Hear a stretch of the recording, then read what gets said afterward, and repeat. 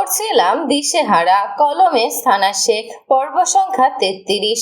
ঝড়ের বেশে এলো কেশে কাজল সে চোখ দুটি, দিল কঠিন কথার বিষণ্ণতার ছুটি। শ্রবণের কণ্ঠে হঠাৎ গান শুনে পুনরায় পেছন ফিরে তাকায় সোহা। শ্রবণ গম্ভীর হয়ে তাকিয়ে আছে ওর দিকে। শ্রবণের কপাল ভ্রু কুঁচকে যেতেই দৃষ্টি সরিয়ে নেয় সোহা। এখনই লাগাবে এক ধমক, বাজখাই গলায় বলবে, এভাবে তাকিয়ে কি দেখছিস? আয়নার দিকে তাকিয়ে চুলগুলো ব্রাশ করতে শুরু করে। শ্রবণ বসা থেকে উঠে দাঁড়ায়, ধীর পায়ে এসে দাঁড়ায় সোহার পেছনে। ওকে পেছন দেখেই সোহার গলা শুকিয়ে কাট। শ্রবণের চাহনি দেখেই বুঝতে পারছে কোনো দিকে তাকিয়ে আছে। সোহা শ্রবণের কাছ থেকে দূরত্ব তৈরি করতেই শ্রবণ ডান হাতে সোহার কোমর জড়িয়ে ধরে হ্যাঁচকা টানে নিজের বুকের সঙ্গে ঠেকিয়ে নেয়। সোহার হাত থেকে হেয়ার ব্রাশ নিচে পড়ে যায়। চোখ জোড়া খিচে বন্ধ করে দুই হাত নিজের পরনের জামা খামচে ধরে। শ্রবণ আলগোছে মুখ ডুবায় সোহার ঘাড়ে। ছোট ছোট চুমু দিতে দিতে বাইটে বসিয়ে দেয় একটা। ছটফটিয়ে ওঠে। ও এতদিনে বুঝতে পেরে গেছে শ্রবণের দুর্বলতা কোথায়। ওর ঘাড় উন্মুক্ত দেখলেই শ্রবণ মুখ ডুবিয়ে দেয় অসময়ে। কম করে হলেও একটা বাইট দেবেই। শ্রবণ এখন নিজের নিয়ন্ত্রণে নেই, সেটা খুব ভালো করেই বুঝতে পারছে সোহা। দিশেহারা শ্রবণ আরো উন্মাদ হয়ে ওঠার আগেই ওকে হুঁশে আনার জন্য সোহা আগের চেয়েও বেশি ছটফটিয়ে বলে, কি করছো? ছাড়ো। শ্রবণ ছাড়ে না, হাতের বাঁধন আরো গাঢ় করে। ঘাড়ে মুখ ঘষে নেশালো গলায় বলে, নো ছাড়াছাড়ি। সোহা নড়াচড়া আরো বাড়িয়ে দিলে শ্রবণ ঘাড় থেকে মুখ তুলে রাগী গলায় বলে, দেবো কানের নিচে একটা? কাজের সময় শুধু ডিস্টার্ব। চুপচাপ থাক, ডিস্টার্ব করবি না আমাকে। সোহা নড়াচড়া বন্ধ হয়ে যায়। ও কাজের সময় ডিস্টার্ব করছে নাকি শ্রবণ ওর কাজের সময় ওকে এসে ডিস্টার্ব করছে? ও তো চুল ব্রাশ করছিল, ওকে এখন কে আসতে বলেছে? শ্রবণ সোহাকে নিজের দিকে ফিরিয়ে নেয়। দুই হাতে মুখ আগলে ধরে কাজল কালো আখিদ্বয়ে দৃষ্টি স্থির করে। এলোমেলো খোলা চুলে কালো আখি যুগল শ্রবণকে আরো ঘোরের মধ্যে ডুবিয়ে দিচ্ছে। নেশা জাতীয় কিছু খেলে কেমন নেশা হয় শ্রবণের জানা নেই, তবে সোহার কাছাকাছি আসলে শ্রবণ ঘোরের মধ্যে চলে যায়। নেশা ধরে যায়। চোখের দিক থেকে দৃষ্টি সরিয়ে ওষ্ঠ জোড়ায় দৃষ্টি স্থির করে। সোহার গোলাপি অধর জোড়া তীর তীর করে কাঁপছে। সোহার গাল থেকে এক হাত চুলের ভাঁজে গলিয়ে দেয় শ্রবণ। সোহার মুখ নিজের দিকে টেনে এনে নিজেও মুখ নামিয়ে নেয় সোহার মুখের দিকে। নিজের অধর জোড়া দিয়ে বন্দি করে সোহার অধর জোড়া। অনুভূতির জোয়ারে ভেসে সোহার দুই হাত আঁকড়ে ধরে শ্রবণকে। বেশ কিছুক্ষণ পর ছেড়ে দেয় শ্রবণ। সোহা ভালোভাবে শ্বাস নেওয়ার আগেই শ্রবণকে নিজের সঙ্গে মিশিয়ে উঁচু করে ধরে বিছানায় চলে আসে। রাত পেরিয়ে ভোর হয়। সোহার ঘুম ভাঙে। আড়মোড়া দিয়ে শোয়া থেকে উঠে বসে। ভেজে এলোমেলো চুলগুলো পিঠময় ছড়িয়ে পড়ে। নিজের আশেপাশে তাকিয়ে বুঝতে পারে শ্রবণ জিমে চলে গিয়েছে। মাঝখানে অনেকগুলো দিন পেরিয়ে গেছে, কিন্তু দুজনের মধ্যকার সম্পর্ক এখনো আগের মতোই আছে। না আগের চেয়ে ভালো হয়েছে আর না আগের চেয়ে খারাপ হয়েছে। সে এক জায়গায় স্থির হয়ে আছে। বিছানা ছেড়ে নেমে বিছানা গুছিয়ে রাখে। সারা শরীর ব্যথা হয়ে গেছে। ঘুম ঘুম ভাব দূর হয়নি এখনো। আরো কয়েক ঘন্টা ঘুমোতে পারলে ভালো লাগতো। ভার্সিটি যেতে হবে, তাই ঘুমানোর চিন্তা বাদ দিয়ে ফ্রেশ হতে যায়। মাঝে দানটি এসে নাস্তা তৈরি করেছে বোধহয়। এলোমেলো চুলগুলো হাত দিয়ে গুছিয়ে খোপা করে নেয়। ফ্রেশ হয়ে এসে শুকিয়ে নেবে। জিম থেকে ফিরে আসে শ্রবণ। টাওয়াল হাতে নিয়ে ওয়াশরুমের দিকে এগিয়ে যেতে যেতে সোহার উদ্দেশ্যে গম্ভীর স্বরে বলে, আগে দিনে 2 বার গোসল করতাম, কিন্তু এখন তোর জন্য আমাকে 3 বার গোসল করতে হয়। কথাগুলো বলতে বলতে ওয়াশরুমের ভেতরে ঢুকে দরজা লাগিয়ে দেয়। সোহা ওয়াশরুমের দরজার দিকে তাকিয়ে রইল হা করে। এসব কি বলে গেল? ওর জন্য 3 বার গোসল করতে হয়? ওর জন্য? বেটা বজ্জাত। সোহা বিড়বিড় করে বকা দেয় শ্রবণকে। শব্দ করে দেওয়ার মতো সাহস তো আর ওর নেই, তাই দুধের স্বাদ ঘোলে মেটায়। হিজাব বাঁধতে বাঁধতে সোহার নজর আটকায় নিজের 2 চোখের দিকে। এখনো কাজল লেগে আছে চোখে। গত রাতে শ্রবণের গাওয়া গানের লিরিক্সগুলো মনে পড়ে। তারপরের ঘটনাও মনে পড়ে। লজ্জায় নিজের দিক থেকে নিজেই দৃষ্টি সরিয়ে নেয়। গত রাতে ওর এলোমেলো চুল আর কাজল কালো চোখ জোড়া দেখেই কি শ্রবণ গানের লিরিক্সগুলো গিয়েছিল? সোহা তো এটা ভেবেই দেখেনি। শ্রবণের মুখে গান শুনে ওর দিকে তাকিয়েছিল, কারণ শ্রবণ দারুণ গান গায়। কয়েকদিন আগেই সোহার কিছু স্কিন কেয়ার প্রোডাক্ট এনে দিয়েছিল শ্রবণ। সেগুলোর সঙ্গে একটা কাজল এনেছিল। গতকাল হুট করে কাজল দেওয়ার শখ জেগেছিল চুল ব্রাশ করতে গিয়ে। কোনো কিছু না ভেবেই কাজল পরেও ফেলে 2 চোখে। তার একটু পরেই শ্রবণ স্টাডি রুম থেকে বেডরুমে আসে। আর তারপর যা হওয়ার তা তো হয়েই গেছে। গোসল সেরে বেরিয়ে আসে শ্রবণ। সোহার দিকে তাকিয়ে রসকসহীন গলায় বলে, এভাবে এখনো সঙ্গের মতো দাঁড়িয়ে আছিস কেন রেডি না হয়ে? শ্রবণের কথা শুনে দ্রুত হিজাব বাঁধতে শুরু করে সোহা। শ্রবণ কাভার থেকে প্যান্ট শার্ট বের করে পরতে শুরু করে। সোহা ঘাড় ঘুরিয়ে তাকায় ওর দিকে। জিম করা পেটানো দেহ, মাসেলগুলো ফুলে ফেপে আছে। গোসল করার কারণে ফর্সা দেহখানা চকচক করছে আরো। এই শক্ত ভারী শরীর নিয়ে শেষ রাত পর্যন্ত ওর বুকের উপর ঘুমিয়েছে, এখনো শরীর ব্যথা করছে। শ্রবণ ফট করে সোহার দিকে তাকায়, সঙ্গে সঙ্গে দৃষ্টি সরিয়ে নেয় সোহা। চুরি করে না দেখে সরাসরি দেখ, তোরই তো জামাই, আরও দেখবি। ড্রেস খুলবো, খুললে ভালোভাবে সব দেখতে পারবি। সোহার এক সেকেন্ডও দাঁড়ায় না, দ্রুত পায়ে রুম থেকে বেরিয়ে যায়। শ্রবণ গলার স্বর বাড়িয়ে বলে, নাস্তা রেডি কর। শ্রবণ ফিটফাট হয়ে রুম থেকে বেরিয়ে ডাইনিং টেবিলের কাছে এগিয়ে আসে। সোহা দুজনের জন্য নাস্তা রেডি করে বসে আছে। শ্রবণ চেয়ার টেনে বসে। সোহা তাকায় না ওর দিকে, বিনা বাক্যে নাস্তা করে দুজন। শ্রবণ চেয়ার ছেড়ে উঠে স্টাডি রুমের দিকে এগিয়ে যায়। সোহা দ্রুত সব গুছিয়ে রেখে স্টাডি রুমে আসে। নিজের ব্যাগ কাঁধে নিয়ে বেডরুমে এসে ফোন ব্যাগে ভরে আবার রুম থেকে বেরিয়ে আসে। শ্রবণ শূন্যের সঙ্গেই বের হয় ফ্ল্যাট থেকে। লিফটের দিকে আগাতেই সেই ভদ্রমহিলার সঙ্গে দেখা হয়। ওনাকে দেখে শ্রবণ বিরক্তিতে কপালের ভাঁজ ফেলে লিফটে প্রবেশ করে সোহাকে নিয়ে। ভদ্রমহিলা ওনার সঙ্গে সঙ্গে ভেতরে প্রবেশ করে। সোহার দিকে তাকিয়ে বলে, তুমি তাকে হিজাব পরতে না? কিছুদিন ধরে দেখছি পরো। হিজাব পরো কেন এখন? এমন প্রশ্ন শুনে সোহা চুপ থাকে। তবে শ্রবণ চুপ থাকে না আজ। ভদ্রমহিলার দিকে তাকিয়ে বলে, কাপড় চোপড় ছাড়াই নিয়ে যাই। বিব্রত বোধ করেন ভদ্রমহিলা। ওনার চেহারা দেখেই শ্রবণ বুঝতে পারছে ওনার মনের কথা। আগের মতো একই সুরে বলে, আপনি তো এমনটাই চাইছেন বোধহয়, তাই না? হিজাব না পরে কি আপনার মেয়ের মতো প্যান্ট শার্ট পরে ঘুরবে বাইরের ছেলেদের সামনে? এখন হিজাব পরছে, আগামীকাল থেকে বোরকাও পরবে। যদি আপনার কাছে ভালো না লাগে তাহলে চোখ বন্ধ করে রাখবেন আমাদের দেখলে। লিফট থেকে বেরিয়ে সোহার হাত ধরে পার্কিং লটের দিকে এগিয়ে যায় শ্রবণ। পিছন থেকে অপমানিত বোধ করে তাকিয়ে আছেন ভদ্রমহিলা। লিফটে আরও দুজন নারী পুরুষ ছিলেন। ওনারা ভদ্রমহিলার দিকে অদ্ভুতভাবে তাকিয়ে থেকে চলে যান নিজ গন্তব্যে। অন্যের ব্যাপারে হয়তো নাক গলালে এমনই হয়। সোহাকে বসিয়ে শ্রবণ নিজেও উঠে বসে গাড়িতে। সোহা ভয়ে ভয়ে মিনমিন করে বলে, এভাবে না বললেও পারতে। শ্রবণ গাড়ি স্টার্ট দিতে গিয়ে থেমে যায়। কটমট করে তাকায় সোহার দিকে। চিবিয়ে চিবিয়ে বলে, মায়া লাগছে ওই অসভ্য মহিলার জন্য। যা, মহিলার গলা ধরে কেঁদে আয় কিছুক্ষণ। সোহা চুপ করে থাকে। শ্রবণ গাড়ি স্টার্ট দিতে দিতে চরম বিরক্তি প্রকাশ করে বলে, প্রত্যেকটা দিন শুধু শুধু বিরক্ত করে আজাইরা সব প্রশ্ন করি। অন্যকে নিয়ে এত মাথা ব্যথা কেন?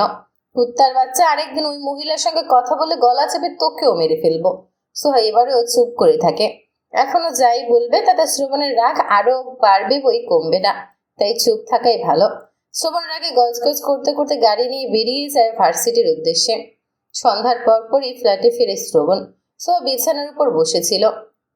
ওকে ফিরে আসতে দেখে দ্রুত ওড়না দিয়ে মাথা ঢেকে নেয় শরীর সহ। শ্রবণ সোহার কর্মকাণ্ড দেখে। ওর সামনে দাঁড়িয়ে থাকে কিছুক্ষণ। ওকে এভাবে দাঁড়িয়ে আর ওর দিকে তাকিয়ে থাকতে দেখে সোহার শুকনো ঢোক গিলে বিছানা ছেড়ে নেমে দাঁড়ায়। কিছু কি করছে আজ? না কিছু কি ভুল করেনি? কিছু কি করেছে আজ? না, কিছু ভুল করেনি। তাহলে এভাবে তাকিয়ে আছে কেন? পকেট থেকে ফোন বের করতে করতে বলে, আমাকে দেখে এভাবে যে ঢেকে রাখলি তাতে কি আমি আর দেখতে পাবো না? আল্লাহ তাআলা কি আমাকে হাত দেননি? এই বালের ওড়না সরাতে আমার কি এমন সময় লাগবে বা পরিশ্রম করতে হবে? সোহা কিছু বলতে চাইলেও বলার মতো কিছুই খুঁজে পেল না। শ্রবণ জোর ভাবনা বুঝতে পেরে গেছে, এটা তো সোহা নিজেই বুঝতে পারেনি। যেমন রাগী বদমেজাজি খচ্চর, তেমন চালাক চতুর ও ধূর্ত। পকেট থেকে একজোড়া চুড়ি বের করে সোহার দিকে এগিয়ে দিয়ে বলে, ওই দুটো খুলে এই দুটো পর। সোহা হাত বাড়িয়ে চুড়ি জোড়া হাতে নেয়। আজকে চুড়ি জোড়া গোল্ডেন কালার, ডিজাইন সুন্দর। সোহা খুশি হয়ে শ্রবণের দিকে তাকাতেই শ্রবণ একজোড়া নূপুরও এগিয়ে দেয়। সোহার চেহারা এবার আনন্দে ঝলমলিয়ে ওঠে। আগের চেয়েও শতগুণ খুশি হয়ে নূপুর জোড়া হাতে নেয়। শ্রবণ শার্টের বোতাম খুলতে খুলতে সোহার হাত সজ্জল মুখের দিকে তাকিয়ে থাকে। সোহা উল্টে পাল্টে নূপুর আর চুড়ি জোড়া দেখছে। খুশিতে চকচক করছে চোখ জোড়া। শার্ট খুলে বিছানার উপর রাখে শ্রবণ। হাত বাড়িয়ে সোহার হাত ধরে আগে স্টোনের চুড়ি খুলে আজকে আনা নতুন চুড়ি পরিয়ে দেয়। আগের চেয়েও কয়েকগুণ বেশি সুন্দর লাগছে হাতটা। ডান হাত থেকে চুড়ি আর নূপুর জোড়া নিয়ে বিছানার উপর রেখে হাতের চুড়িটা খুলে নতুনটা পরিয়ে দেয়। ফর্সা হাতে গোল্ডেন কালার চুড়ি জোড়া চলচল করছে। ঘুরে ওয়াশরুমের দিকে এগিয়ে যেতে যেতে বলে, নূপুর জোড়া পর। সোহা খুশি হয়ে দ্রুত নূপুর জোড়া পায়ে পরে নেয়। ওর তো এখন খুশিতে আর আনন্দে নাচতে ইচ্ছে করছে। ঘুরে ফিরে বারবার হাত আর পা দেখছে। পা নাড়ালেই নূপুর থেকে ঝনঝন শব্দ ভেসে আসছে। অনেক ভালো লাগছে ওর। সোহা বলতে বাধ্য, শ্রবণের পছন্দ অনেক সুন্দর। শ্রবণ ফ্রেশ হয়ে এসে ট্রাউজার পরে ভেজা টাওয়াল ছুঁড়ে মারে সোহার মুখের উপর। সোহা মুখের উপর থেকে টাওয়াল সরিয়ে শ্রবণের দিকে তাকায়। শ্রবণ চুল ব্রাশ করতে করতে বলে, আমার চেহারা না দেখে খাবার বার। দুপুরে কিন্তু খাইনি, খিদে পেয়েছে। সোহা টাওয়ালটা বেলকনিতে মেলে দিয়ে খাবার বাড়ার জন্য এগিয়ে যায়। ভার্সিটি শেষে সোহাকে ফ্ল্যাটে পৌঁছে দিয়ে বেরিয়ে গিয়েছিল আবার। শ্রবণ এগিয়ে এসে চেয়ার টেনে বসে খাবার খাওয়ার জন্য। সোহাও বসে পড়ে খাবার খেতে। শ্রবণ এখন খেয়ে রুমে চলে গেলে আর কোনোভাবেই ডাইনিং টেবিলের কাছে আসবে না। তখন সোহাকে একা একা খেতে হবে। ভূতের ভয় তো খেতেই পারবে না। এখনো রাত বেশি হয়নি, তাই ভয়টা একটু কমই লাগছে। খেতে খেতে শ্রবণ বলে, খেয়ে রেডি হ। কেন? বের হব। কোথায় যাব? জাহান্নামে। ধমক খেয়ে চমকে ওঠে সোহা।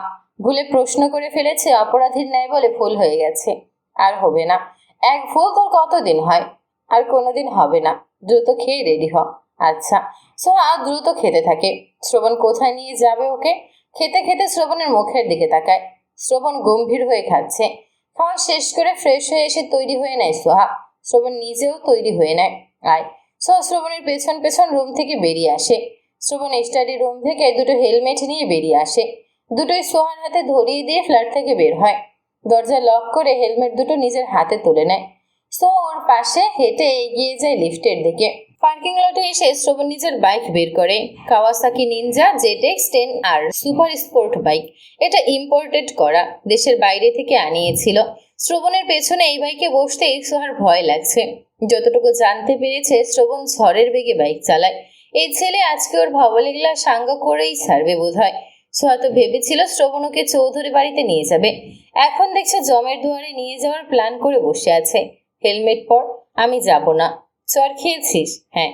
আবার খেতে না চাইলে পেছনে উঠে বস। সোহা ভয়ে ভয়ে আল্লাহকে ডাকতে ডাকতে হেলমেট পরে পেছনে উঠে বসে। ধরে বসবি শক্ত করে।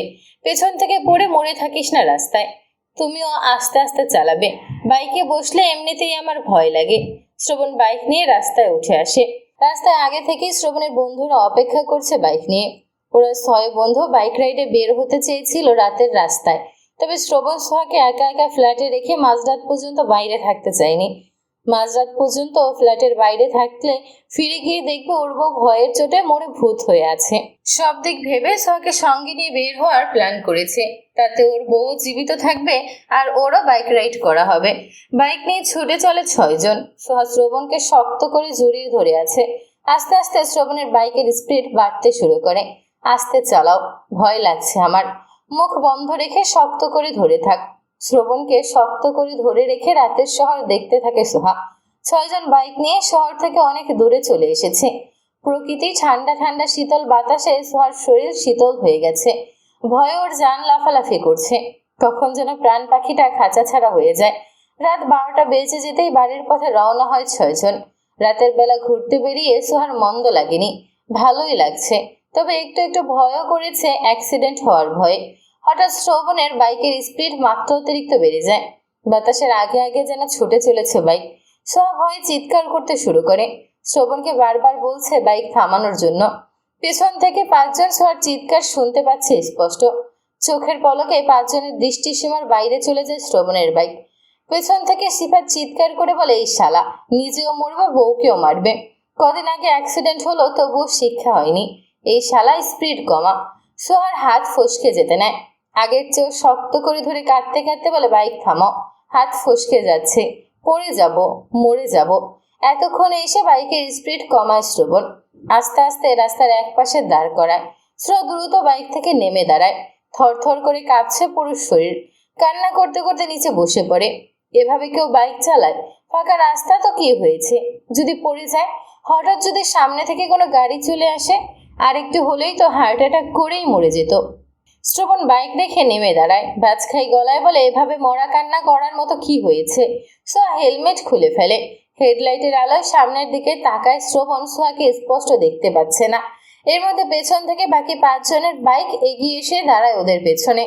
আলোকিত হয়ে যায় পুরো জায়গাটা। 5 জনই বাইক থেকে নেমে এগিয়ে আসে ওদের দুজনের কাছে। সোহা মাথা নিচু করে কাঁদছে আর থরথর করে কাঁপছে। শ্রবণের সামনে বসে আছে হেলমেট খুলে। সিফাত শ্রবণের দিকে তাকিয়ে বলে, বউ ফ্ল্যাটে একা একা থাকলে ভয়ে মরে যাবে বলে সঙ্গে নিয়ে আসতি। এখন নিজেই এমন ভয় দেখালি যে জীবন্ত ফ্ল্যাটে ফিরিয়ে নিয়ে যেতে পারবি কিনা সন্দেহ হচ্ছে। সাকিব ওর পিঠে একটা চড় লাগিয়ে দিয়ে বলে, তোর ফালতু কথা বন্ধ কর। আমার কথা তোর কাছে ফালতু মনে হচ্ছে? দেখ ভয়ে কিভাবে কাঁপছে ঠক ঠক করে। হাসান শ্রবণের দিকে তাকিয়ে বলে, মেয়েটাকে এভাবে ভয় না দেখালে হতো না? বাচ্চা একটা মেয়ে, কিভাবে কাঁপছে? শ্রবণ গম্ভীর স্বরে বলে, 19 বছরের একটা মেয়েকে তোর কাছে বাচ্চা মনে হয়? বয়সের দিক দিয়ে বাচ্চা না থাকলেও সাহসের দিক থেকে বাচ্চাই রয়ে গেছে, নয়তো তোকে বাঘের মতো ভয় পেত না। শ্রবণ সোহার মুখ তুলে ধরে নিজের মুখের দিকে। ওঠ। সোহা কাঁদতে কাঁদতে কম্পিত স্বরে বলে, আমি যাব না বাইকে করে। বেশি কথা না বলে ওঠ। সোহা দুদিকে মাথা নাড়ায়। শ্রবণ উঠে দাঁড়িয়ে সোহাকে জোর করে দাঁড় করায়। ছেড়ে দিতেই সোহা পড়ে যেতে নেয়। এতই ভয় পেয়েছে যে দাঁড়াতে পারছে না নিজের পায়ে। শ্রবণ দ্রুত ওকে আগলে ধরে নিজের সঙ্গে মিশিয়ে নেয়। রাব্বি বলে, তুই যেমন সাহসী তোর বউ তেমন ভীত, ভয়ে দাঁড়াতেই ভুলে গেছে। শ্রবণ রাগী গলায় সোহাকে বলে, বাইকে উঠে বস, নয়তো এখানেই ফেলে রেখে চলে যাব। যাও।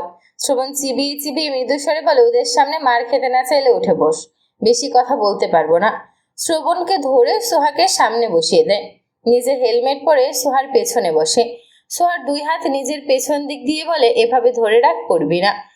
শ্রবণের বুকে মুখ গুজে উল্টো ফিরে শ্রবণকে জড়িয়ে ধরে বসে রইল। শ্রবণ বাইক স্টার্ট দিতে দিতে বলে, বাড়িতে যাওয়ার ইচ্ছে আছে নাকি এখানেই দাঁড়িয়ে থাকবি সবাই? শ্রবণের কথা শুনে সবাই যার যার বাইকে উঠে বসে। শ্রবণ বাইক নিয়ে ছুটে চলে। আগের মতো একই স্পিডে শো শো শব্দ তুলে ছুটে চলে বাইক। সোহা শ্রবণের বুকে মুখ গুজে চোখ বন্ধ করে সর্বশক্তি দিয়ে ওকে আঁকড়ে ধরে থাকে। এ যাত্রায় জানে বেঁচে ফিরতে পারলে বাকি জীবনে শ্রবণের বাইকে উঠবে না কোনোদিন না।